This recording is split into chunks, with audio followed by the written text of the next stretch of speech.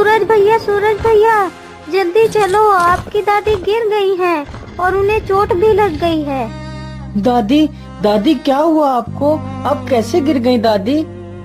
कुछ नहीं बेटा, बस जरा सा पैर फिसल गया और मैं गिर गई। दादी, मैंने कितनी बार कहा है आपसे कि आप काम मत करो, आप काम मत करो, फिर भी आप मेरी एक नहीं सुनती हो। चलो दादी, घर चलो।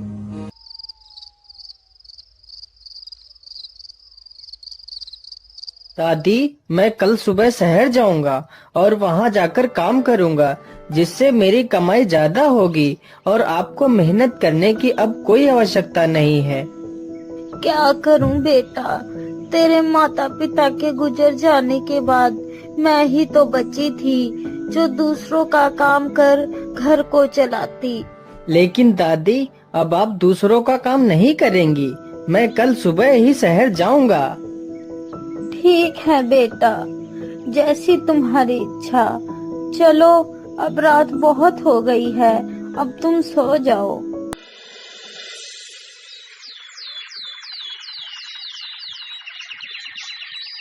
अच्छा दादी, मैं चलता हूँ। तुम अपना ख्याल रखना। मैं जल्दी ही वापस आ जाऊंगा। ठीक है बेटा, तुम रास्ते में खाना खा लेना।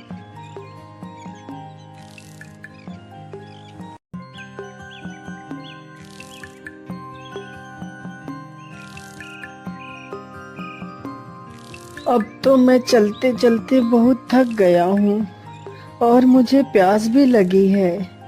चलो, कहीं पर आगे पानी मिले तो वहीं पर खाना खा लूंगा।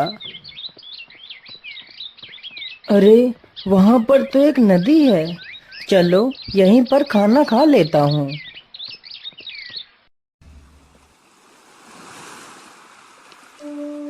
अरे बेटा, 3 दिनों से बहुत ही भूखा हूँ, कुछ भी नहीं खाया है। क्या मुझे भी कुछ खाना दे सकते हो?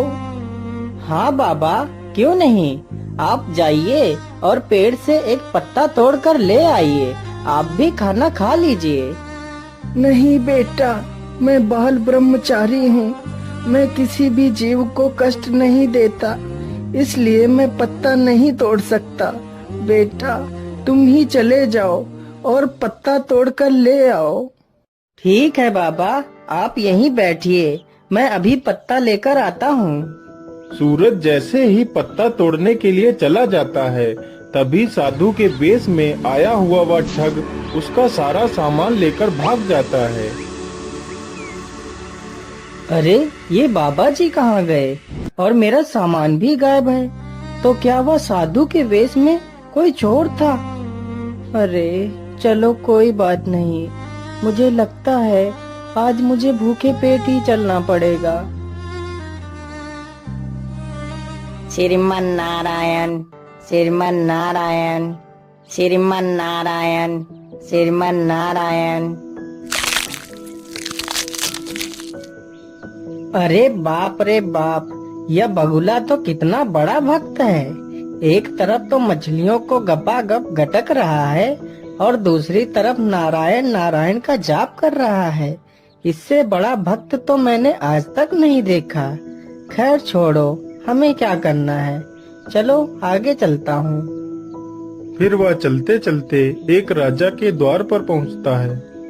अरे द्वारपालो, मुझे राजा से मिलना है।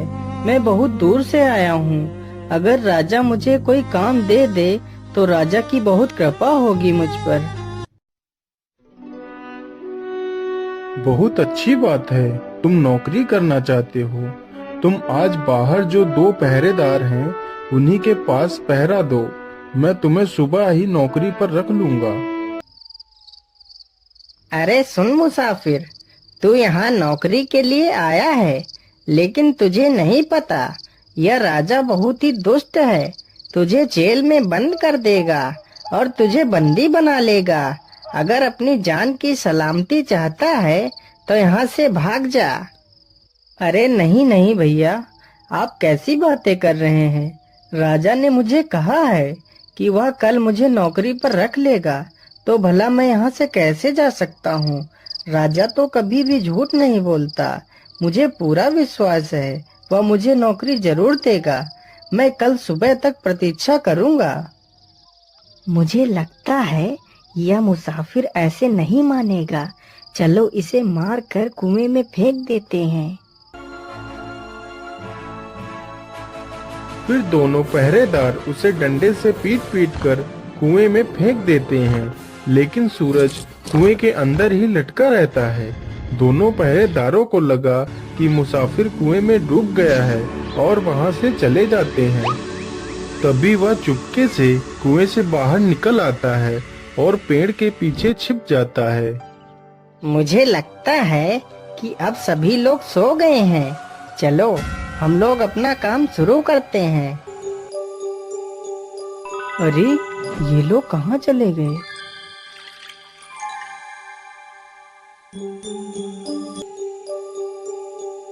महारानी जी, आज मैं आपसे कुछ पूछना चाहता हूँ।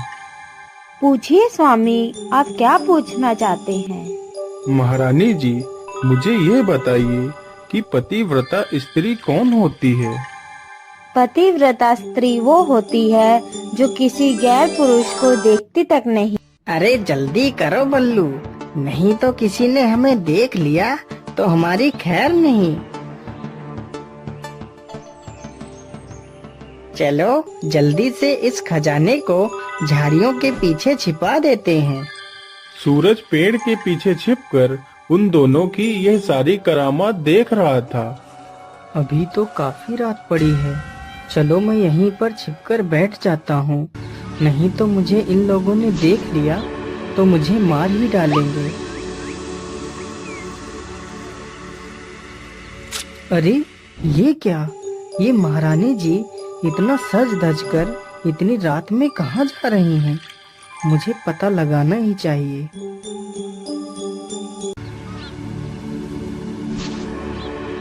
अरे मूर्ख, तुझे इतनी देर कैसे हो गई?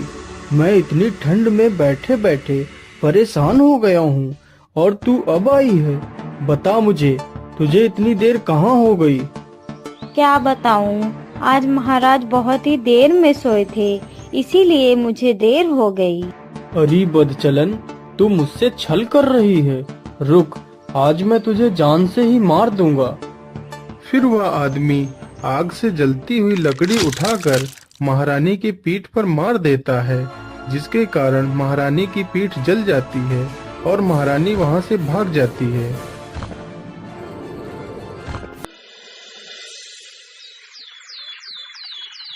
सैनिकों, जाओ और ढूंढो किसकी इतनी हिम्मत हो गई कि वह राजा के घर में चोरी करे।